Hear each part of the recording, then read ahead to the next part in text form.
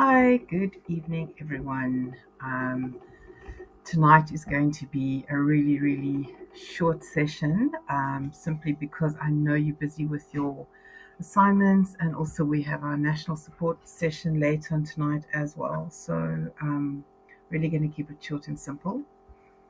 Tonight, we're going to take a look at transformative in a little bit more detail, transformative pedagogy or transformative education. I don't know if you recall last week, but we touched on um, what is transformative pedagogy, what does it actually mean, what does pedagogy mean, and what does transformative mean. And so tonight, I'd actually like us to take a more of a practical look at what this actually means inside each of your classrooms or your lecture rooms. So, if we have a look at, and some of what is going to be said tonight will just be a repeat of last week, our discussions last week.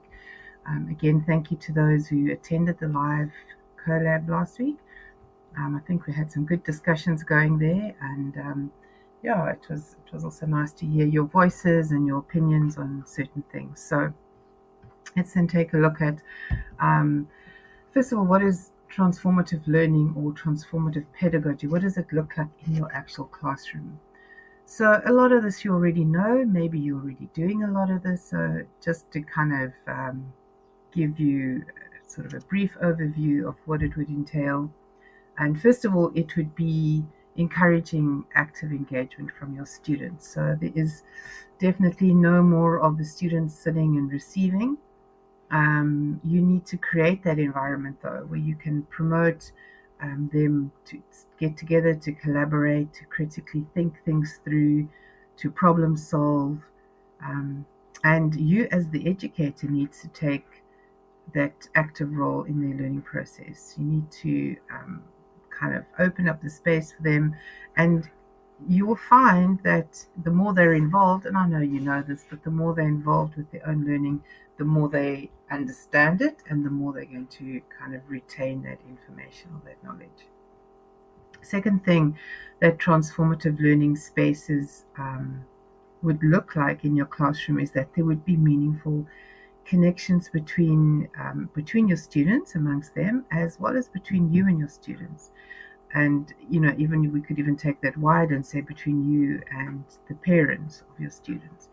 So when students feel connected to their peers and to you, and where they see that your relationship with their parents is important, they're more likely to feel safe and supported and motivated, really, to participate in discussions and activities. So, this sense of connection can definitely deepen their understanding and passion for learning. And I know that's it's hard because we don't always have the time. Um, Sometimes, there's that student or learner in our class that we really don't want to connect with, but it is then exactly those students that we need to reach out to. A third characteristic of a transformative learning space would be that there would be recognition and of, recognition and valuing individuality of your students. So, such spaces would allow for self-expression, creativity, exploration of personal interests, nurturing students' unique talents and their strengths, and in doing so, you can foster their personal growth and their self-confidence. Again, it takes work. None of these I don't think any of these things just come naturally. Um, Definitely is going to take sort of like intentional work.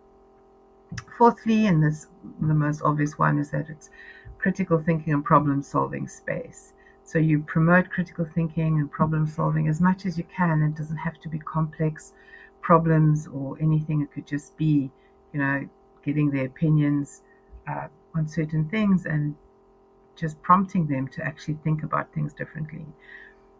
So you encourage them to ask questions, to analyze the information that they're giving, and to look at solutions for real world problems. And this, particularly this generation, they thrive on that. This is a real world issue. How are we going to solve it? And again, this prepares them for future challenges and equips them with essential skills that they're going to need for lifelong learning. Just looking at this and going through these characteristics, I don't know, those of you who are kind of in my age bracket, but none of this is really part of our classroom. It's yeah, it's quite foreign, and I think it makes it difficult then for us to kind of promote this kind of learning. But I think once you're in it, you reap the rewards and you see the benefits. A fifth characteristic is transformative learning spaces will have is that they embrace diversity and inclusivity. So educators create environments where students from different backgrounds and cultures and perspectives where they feel valued and they feel respected.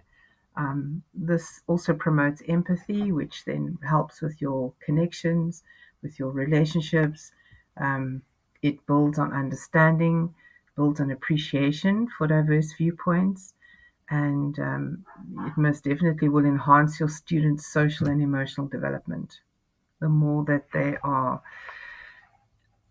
um, or not come to terms, but the more that they have to face diversity and difference, and the more that they can talk about it and internalize their own kind of like understanding, the better for them.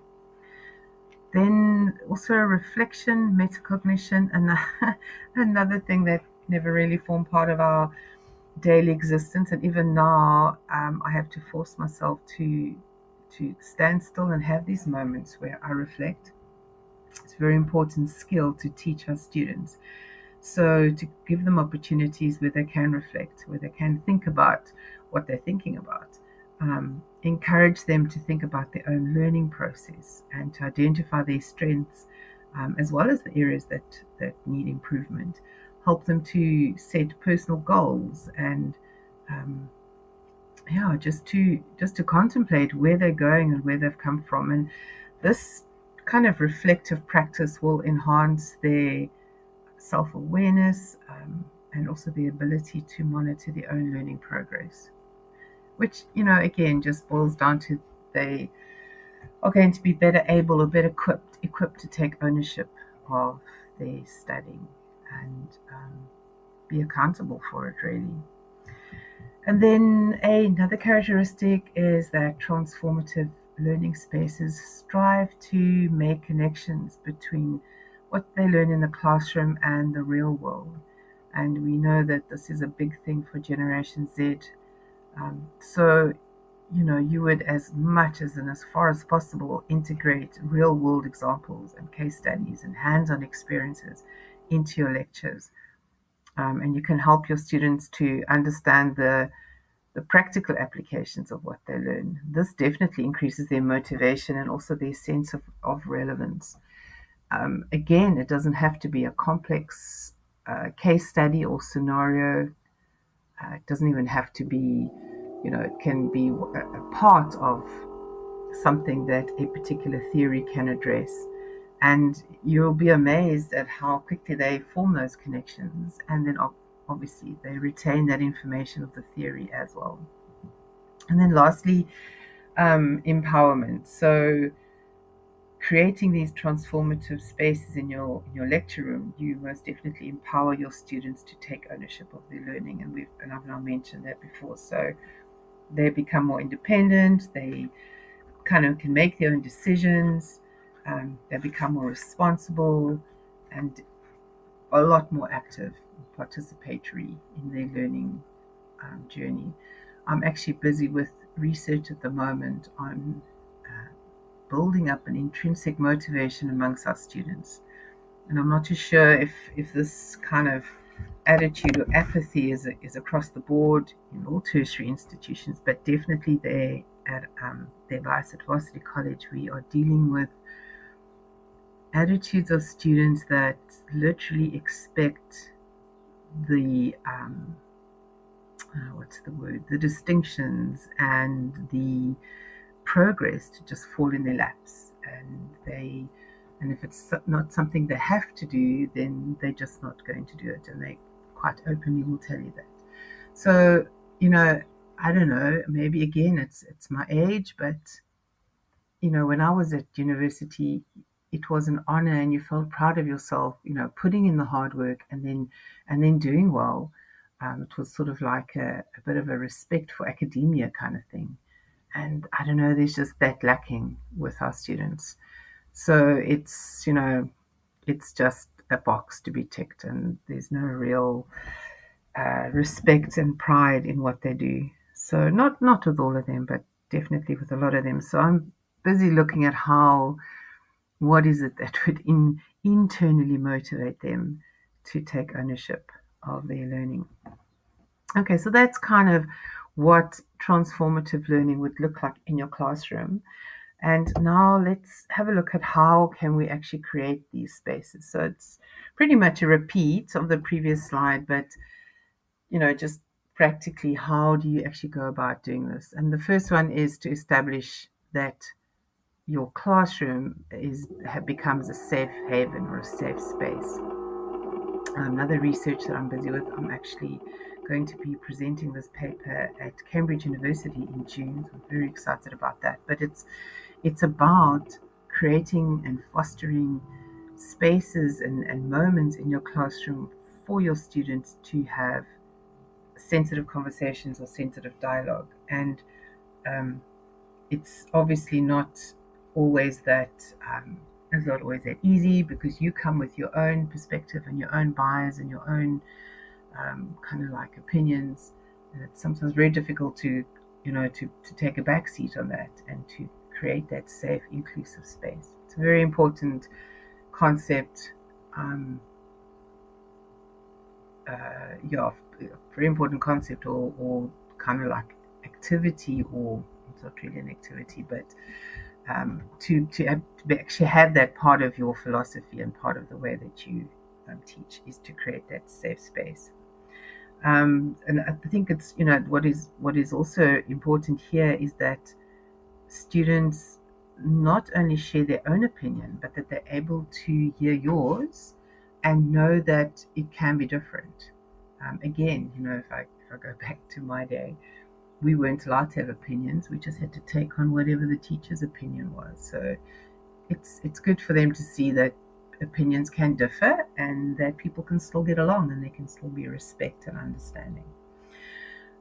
Active learning, yeah, again, this, and I said there my third point, planning, planning, planning, because none of this transformative space creation or space moments could actually happen without proper planning.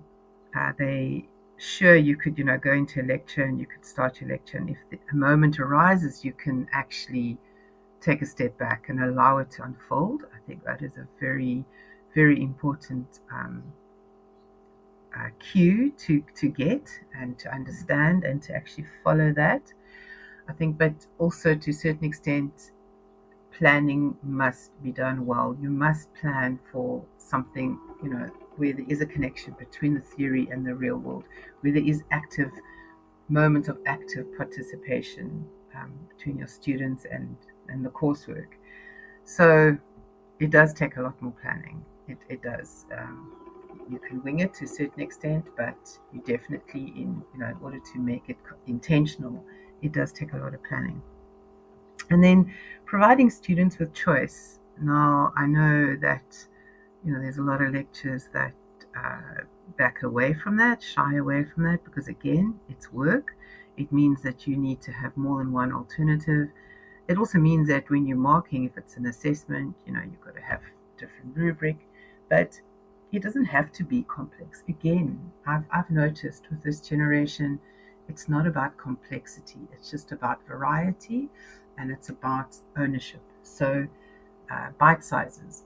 Whatever I do with them, I do in bite sizes. I don't go in with a 20 or a 30-minute lecture. We do a little bit, and then we'll do an activity. We'll discuss something, and if I give them projects and assessments, outside of what is laid down in the curriculum, I always make sure they have a choice. Minor choices, minor, but just simply because they can choose between either A or B, already they feel more they are in control, and they're taking ownership. And then for you as the lecturer to model reflection. So have moments in your class, at the end. I always like to use the line. I always ask them, well, I don't always, but a lot of times I ask them three questions at the end, and I say, what did you what did you learn in this session that you didn't know before? Is my first question. And then my second question um, is there anything you learned that surprised you or, was like, oh, wow, or that, no, I've known this, I've heard this before. And then my last question is, what else would you like to know about what we've just done? And I find that brings in the focus into what we've done. A lot of the times they look at me blankly and they say, I didn't learn anything. And I said, okay, let's just, unpack this. And so it's also a different way of thinking for them is to not, so now when they come into my lecture room, they know they're going to be asked these three questions. So they're more in tune to what I'm saying. So yeah, if you're going to model reflection, then they too will see the importance of it.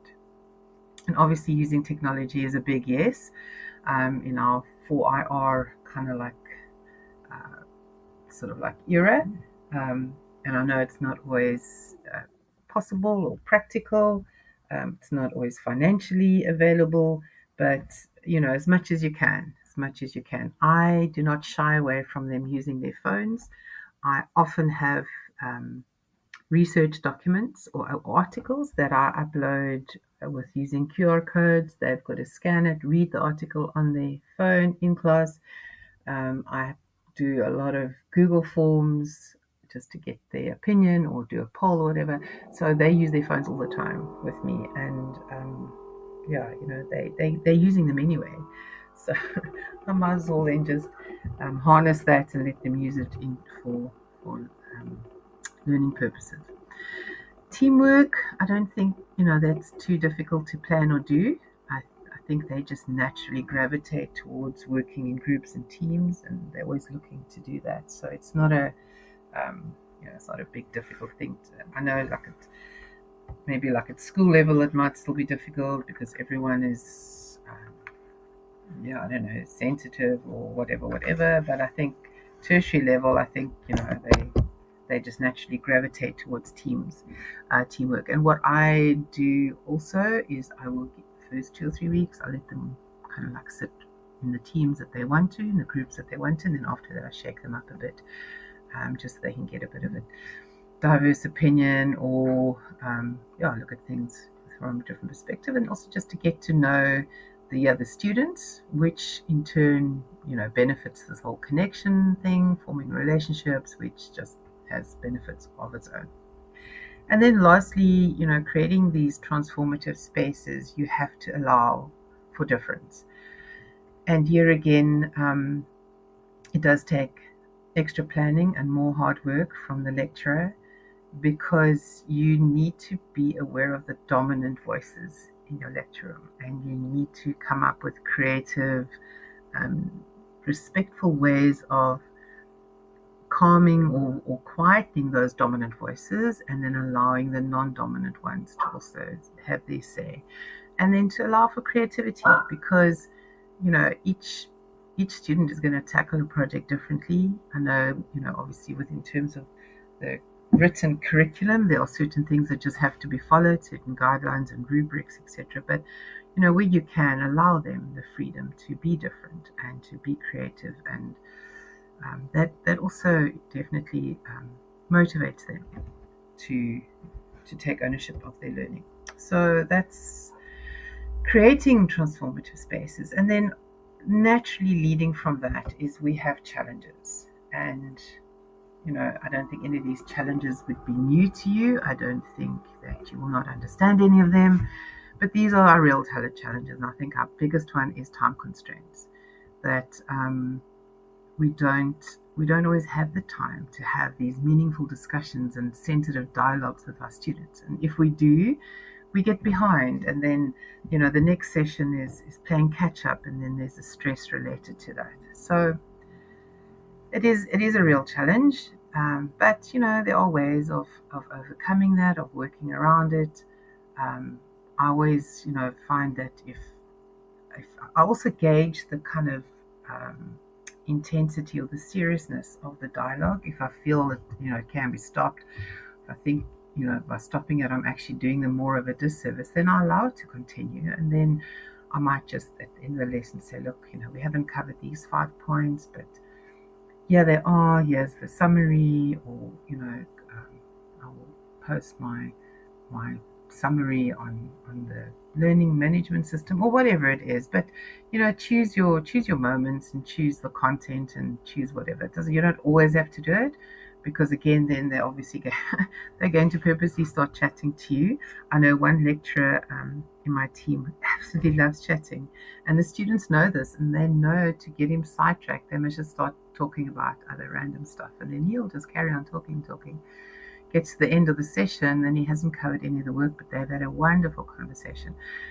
Not necessarily always bad. They love him, but it's because he builds these amazing relationships with them.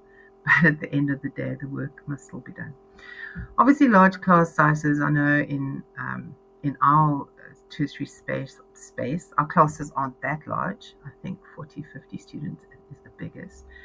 But I know obviously like at the public universities, the class sizes are a lot bigger, and then it's very difficult to develop those relationships and create um, transformative spaces. But again, you can get creative with that. You can decide, for this week, you're going to focus on, the first row of students, or I don't know, the block on the left students, and then you kind of like just focus on them and see how many names you can get to know, and then you move on to a different block. Institutional constraints, that's a real thing. Um, there's policies and structures and priorities can present challenges. For example, I mean, the obvious one is a rigid curriculum. Standardized assessments are definitely, can definitely stand in the way of you becoming a little bit more flexible and transformative. Big one, technological barriers, and I don't have to explain that or go into too much detail about that, but there's still so much need, so much inadequacy there. And the problem is that the more tech savvy we're becoming, the more tech hungry and tech resource needed we become. So it just kind of just perpetuates the problem, gets bigger and bigger. Diversity of our student needs, again, that also comes down to our large class sizes. So it's not always easy to meet the needs of everyone in your class, obviously not. But again, if they see you trying, and if they see you making an attempt, one week or one day this, or the next day, sort of you focus on different student needs and have a bit of variety in your lecturing in terms of learning style and teaching method. They notice that, and it's things that they appreciate. Obviously, resistance to any form of something different, departing from the traditional teaching method. You might encounter resistance among your students. Um, but again, it's just persevere. And I mean, it's like with all change. We all know that in the beginning it's tough, and then afterwards we think, oh, why did we actually kick up a fuss? It's actually a lot better. And then finally, limited opportunities. And this is specifically talking about professional development opportunities. So not all of us have access to um, development, sort of like training or whatever. But um, yeah, so but however, limited access to relevant training and workshops and conferences and mentoring, that can definitely impede your transformative pedagogy, or moving towards a more transformative pedagogy. But, again, there are alternatives, there are creative ways of getting around that. There's so much online at the moment. I mean, all of these LinkedIn courses, and I just saw one the other day on I think it's Wiley Research, something like that. But free courses on how to do research, and to me, I was sure that's quite meaningful, because those are skills that's difficult to pick up, and you would always have to pay to to be to get that training. So yeah, there's a lot of that kind of free stuff available. So, despite these challenges, the lecturers in higher education can definitely find ways to overcome them. And it may involve, seeking the support from a colleague, or even from your institutional leaders. Maybe you just need to advocate for more resources or for professional development. Maybe they're just waiting for somebody to say, okay, look, this is important to us. We need resources or we need extra training. So start small. Look at one thing at a time. If this is not, if transformative learning or transformative pedagogy is your thing, if you're feeling you resonating with this quite well, then start small. Take one or two aspects and see how you can incorporate that into your lectures for the next month or so, and then you move on to something else. And soon you'll see you've transformed your lecturing style, and I definitely think you'll get more buy-in from your students. So that's really all I wanted to share with you tonight on transformative pedagogy. So for next week, Monday's live session, we will then be moving on to the last learning unit. And yeah, I'm not going to give you too much to do for next week because obviously now you're all busy with your second assignment, and I hope that is going well.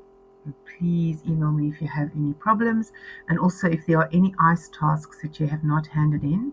I have to submit all the ICE tasks by the 18th, so preferably I would like to have them all by the 16th so that I can still upload them, mark and upload them.